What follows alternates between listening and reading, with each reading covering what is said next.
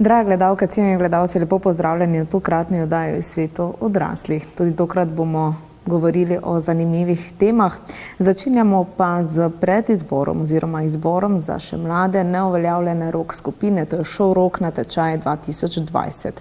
No, več o tem in o tem, kako se prijaviti na ta natečaj, pa nam bo povedal vodja projekta Anej Pevec. Lepo pozdravljen. Pozdravljeno. Torej, pravzaprav ste že res v, tako bi rekla, visokem štartu, pripravljeni že na nek način na Šov Rock, 18. zapored, pravzaprav 18. leto zapored in tako rekoč ste postali odrasli oziroma polnoletni. Ja, tako je.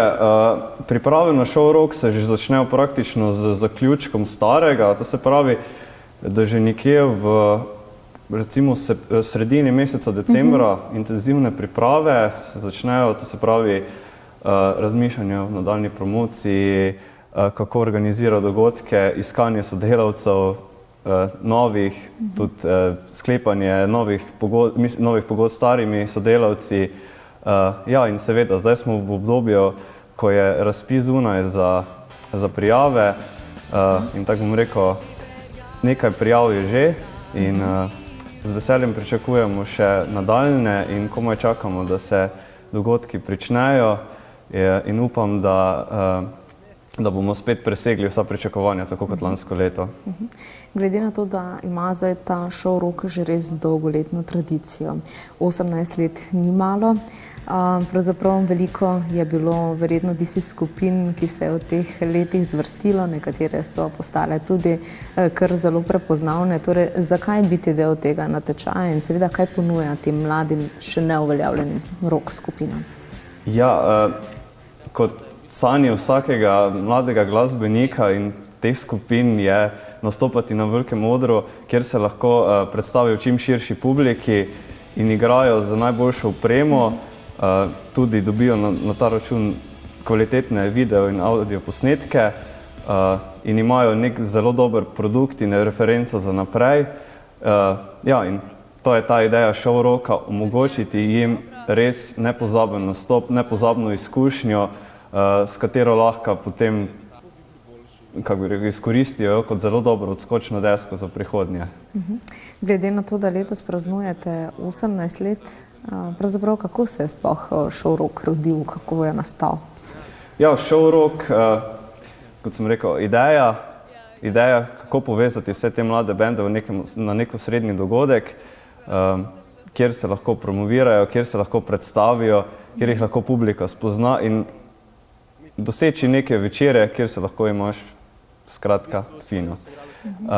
Ja, ideja je bila na začetku v bistvu samo s strani študentov, tudi v komisiji so bili člani samo študenti in potem, ker je z leti projekt vedno bolj rastel, se je pojavila želja, mogoče bi pa to lahko šlo bolj konkretno.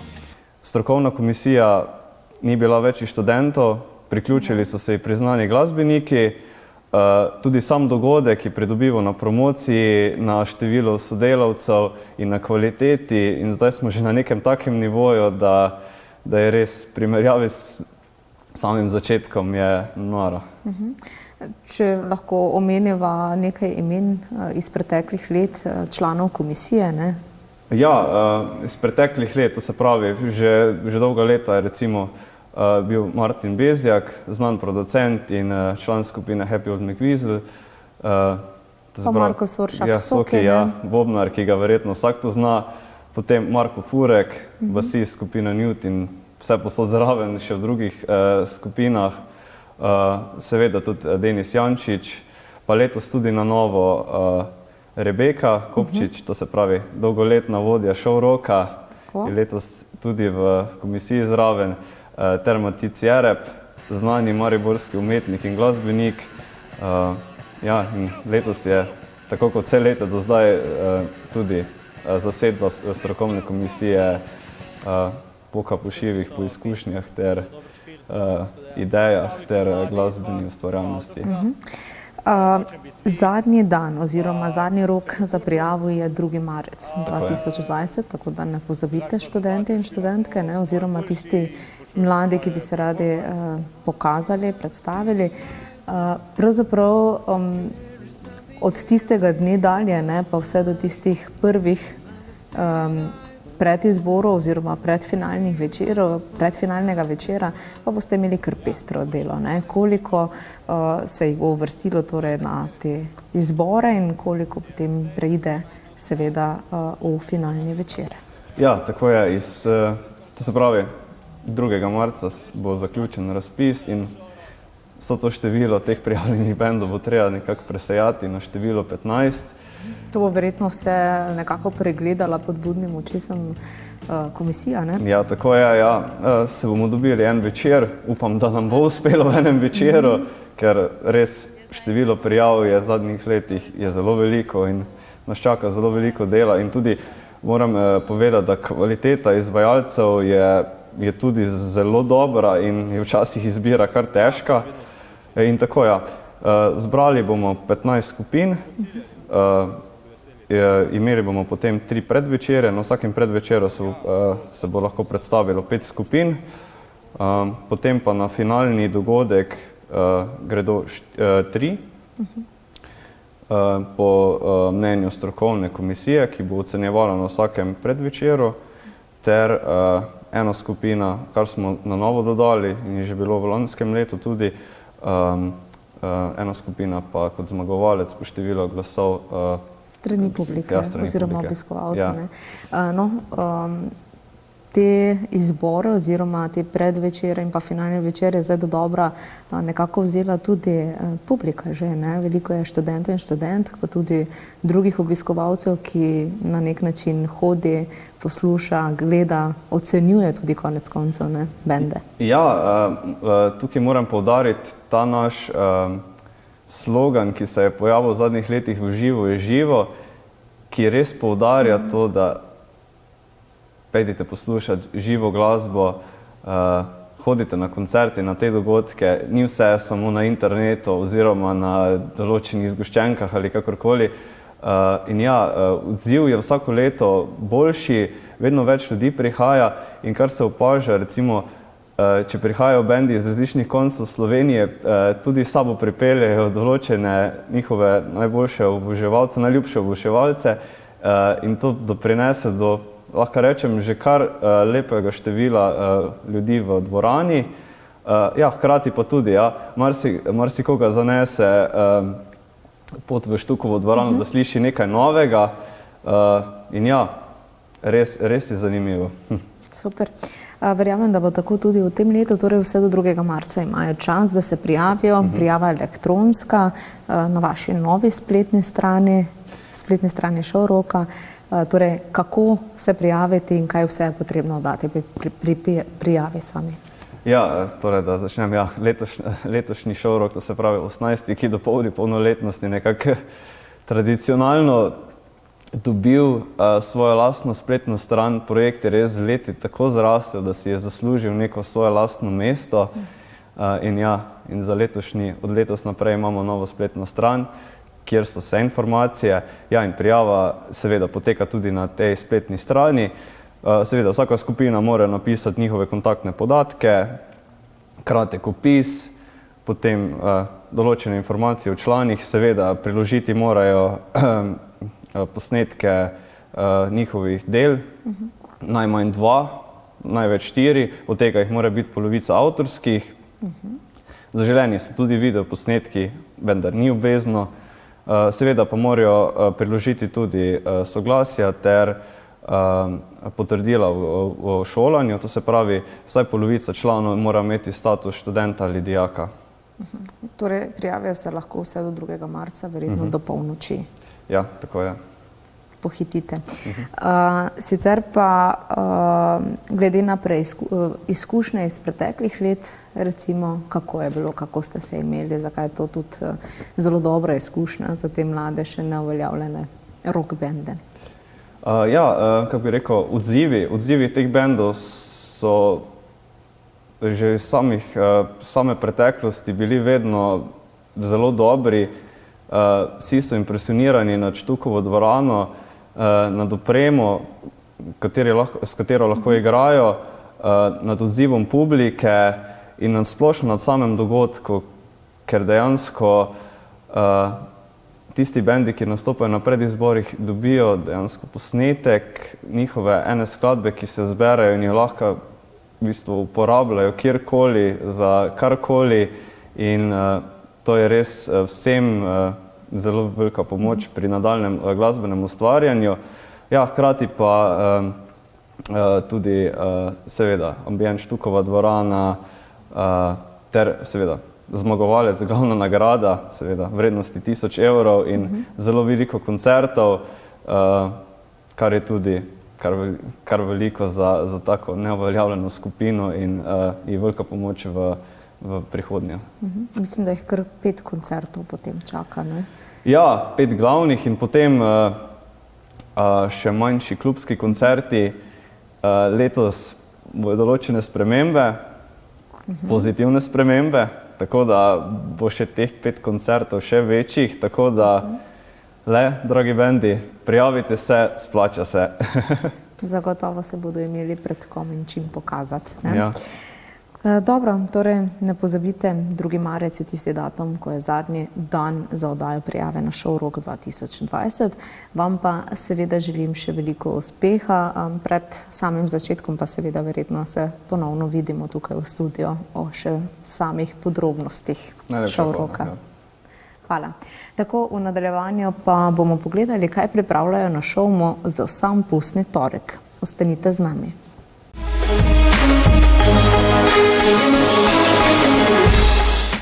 No, kot že rečeno, se bomo posvetili pustovanju. Namreč prihodnji torek, torej 25. februarja, nas zares čaka pust veselih ust, kot mu radi rečemo.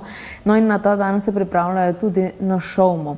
Pravzaprav letos prvič tako rekoč organizirajo povorko v večernih urah in pa seveda pripravljajo tudi tradicionalno pustovanje na Štuko. No, več o samem projektu pa nam bo zaupal Sebastian Spital. Lepo pozdravljen. Lepo zdrav. Torej, ja, pripravljate se na tisti dan, ne, ko je lahko vsak, kar želi biti. To je pust. Drži? Ja, drži, pač, da smo imeli izpitno obdobje in se bomo se res izpitom posvetili, da pa je čas, da se sprostimo pa izkoristimo pust, tako se reče. Pravzaprav boste za to šago oziroma žurko, kot radi rečete študentje, nekako zares zakorakali torej v tisti pomladni del oziroma v drugi del obdobja, ki vas čaka na študijo. Ja, pač tako je tudi prav, da si zaslužimo pač, da neke sprostitve pa letnemu času primerno, da zaživimo.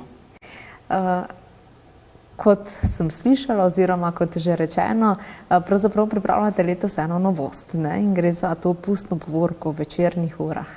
Ja, v študentskem kampusu Gosposvetska bo ob 9. Se bo začela že velika študentska pustna povorka, kjer bomo zgolj levorije, vsak se bo našemil pa skozi to povorko bo ocenjeval in potem bo nagrada za najboljšo skupinsko masko 100 evrov in posamično 30 evrov. Kar obetavne nagrade, torej za najboljšo masko in za ostale maske. Ja, pač, če se lepo pripravljaš, mislim, da si tudi zaslužiš tako lepo nagrado, pa za pogum, pa za vse, izvirnost pa to. Načeloma so kar izvirne maske, ne? Vsaj v preteklih letih smo jih lahko videli na Štuko samem, ker ste tudi pripravili to zabavo in verjetno bo tako tudi letos. Ja, upamo predvsem, no, pač po moje študentom ne manjka domišljije, tako da se bo lepo našemljali. Vse, kot slišimo tudi med študenti, samo govorica že pač se dogaja, da mislim, da se bo res zelo pripravili na pust. Recimo nekaj mask, ki vas je obiskalo oziroma v kakšne maske so se našemili v preteklih letih študenti? Ja, pač lani smo videli, da so bili eni potapljači, pa so bili enkrat balerine, se cela nastrope skupaj našemijo, pol so bili ta slamnata strašila iz pol, pa res pač sam presenetijo samega sebe. Gre za eno tradicijo, ki na slovenskih tleh ima že več let, na nek način se prenaša tudi iz roda v rod. Gre za ljudsko izročilo tudi na nek način. Pravzaprav, kako gledate mlade na to, da tudi na nek način še ohranjamo ta ljudski običaj?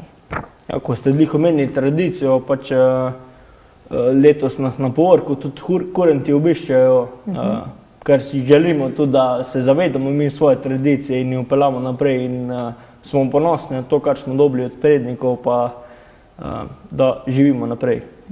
Se ti zdi, da še na nek način tako dojemamo pust, ko smo ga nekoč? Niti ne, ker tempo življenja je malo hitrejši, pač imamo druge obveznosti, ampak zato pa nam prav pač take stvari manjkajo, da si še bolj damo duška pa razveselimo vse v sebe. Seveda pa ne bo manjkalo tiste zabave, tudi pristne. Kako ste poskrbeli letos, kdo vse bo poskrbel za zabavo? Ja, pravzaprav začnemo zelo zgodaj zjutraj, ker bomo okoli Štuka Šovma delili pustne krofe za stonj, tako da dobrodošli vsi študenti, potem, ko ste že omenjeno študentsko povorko, potem pa nadaljujemo z tisto pravo študentsko zabavo v Štuku z Dejanom Vunjakom in še pač nekaterimi izvajalci, ki so zaenkrat še skrivnost. Dobro, verjetno bodo vse izvedeli o pravem času na socialnih omrežjih, ne, vaših. Ja, dobro, soš tudi samo kaj namaskiral? Ja. Ali to še ostaja skrivnost? Ne vem, nisem še tako daleč, ampak seveda, če bo vse tako mora biti, bo tudi za masko še čas. Dobro, povorka torej se začne ob 21. uri in dogajanje seveda sledi pozno v noč, medtem ko slastne pustne krofe pa boste že delili ves popoldan. Tako je, že vse zjutraj jutri, ko vzide sonce, bo zadešalo po kampusu po krofih, tako da pač vabljeni vsak študent. Dobro. Hvala torej in naj bo uspešno pustovanje, takšno, ko se zaslužite. Hvala tudi tega. Pust nas ne bo razočaral. Dobro. Tako, sedaj pa gremo še na teren, namreč minuli konec tedna je nekako se prevesil tudi v informativne dneve. Prav v petek in v soboto so torej bodoči dijaki in študenti obiskali srednje šole in pa fakultete. Kako je bilo, smo preverili tudi mi. Preverili smo najprej, kam so se napotili dijaki, no med drugim pa smo z njimi spoznali Srednjo šolo za gostinstvo in turizem Maribor. Poglejmo več v nadaljevanju. Dijaki in profesori so pripravili praktični prikaz izobraževalnih programov, gastronomske in hotelske storitve, gastronomija in turizem in gastronomija. Predstavili so jim izobraževanje za poklice prihodnosti. Gre se zaradi tega, ker naša šola izobražuje za poklic prihodnosti, še vedno. Po vseh teh napovedih, kuhar, natakar, normalno tudi zdravstveno osebje, pa to imamo so eni poklici, ki ostajajo. Eni bodo pa izumrli. Dijaki in dijakinje so vsem obiskovalcem informativnih dni pripravili pestro ponudbo tako hrane kot pijače, so pa tudi sami spregovorili, zakaj jim ni žal, da so izbrali ravno šolo z okusom. Na začetku, prvi letnik še nisem hodil na to šolo, potem sem se v drugem letniku prepisal sem.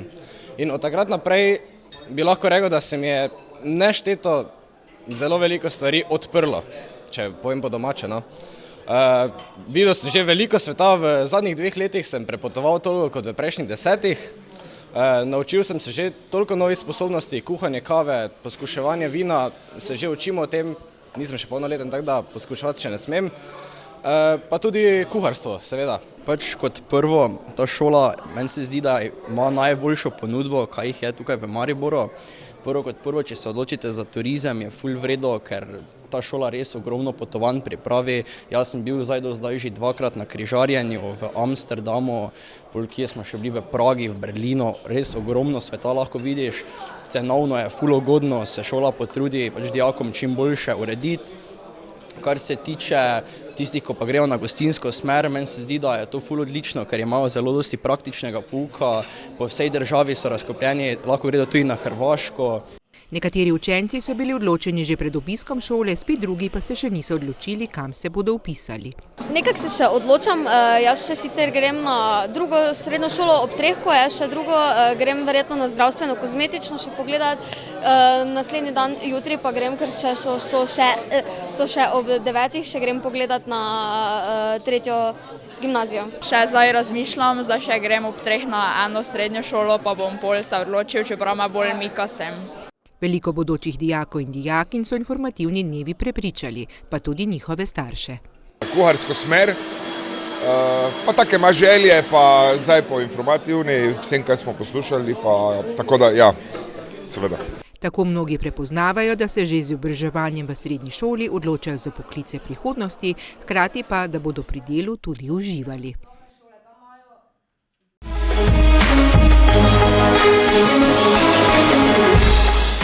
Prav tako pa so se na informativnih dnevih mudili tudi bodoči študenti in študentke.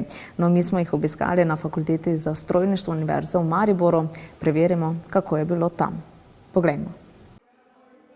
Nekateri dijaki, ki so se udeležili informativnega dneva na Fakulteti za strojništvo, že vedo, kaj točno jih zanima in kaj bi radi študirali. Videla sem jo na informativi in so mi takoj padali oči in sem vedela, da je to in da moram iti pogledati, ker me vedno zanima v tekstil in se hočem o tem več pozanimati. Za strojništvo sem se odločil, ker me zelo zanima avtomatizacija, konstrukterstvo, pa tudi ne bi še šel na šiht trenutno. Zdaj obiskujem program strojne tehnike, pa bi rad tudi v tej stroki ostal. Je te kaj posebej zanima? Najbolj modeliranje. Ja, to področje mi je najbolj, konstrukterstvo mi je najbolj blizu. Mnogo pozornosti je pritegnil dirkalnik pred glavno predavalnico. Vsako leto namreč študenti naredijo novega, pri tem pa se naučijo veliko. Pri našem projektu pri tem se da pridobiti razno znanja. Naučiš se od modeliranja do izdelave, priješ v kontakt s podjetji, ti je tudi dobra referenca za naprej, dosti lažje dobiš nek poklic, ki si ga mogoče želiš.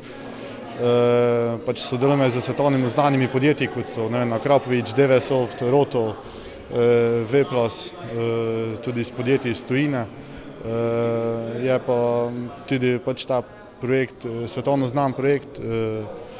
Vsako leto izdelamo dirkalnik, s katerim tudi hodimo potem po Evropi po tekmovanjih. Sicer pa so študenti izvedeli vse o študijskih smereh na tej fakulteti in si ogledali tudi laboratorije. Predstavili smo jim vse študijske programe, ki jih izvajamo na prvi stopnji študija. Predstavili smo tudi študentsko življenje, predstavili smo študentske projekte, v katere se vključujejo naši študenti.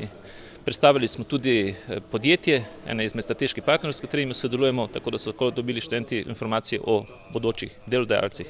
Na tej fakulteti imajo največ študijskih mest razpisanih prav na strojništvo, tako na rednem kot izrednem študiju.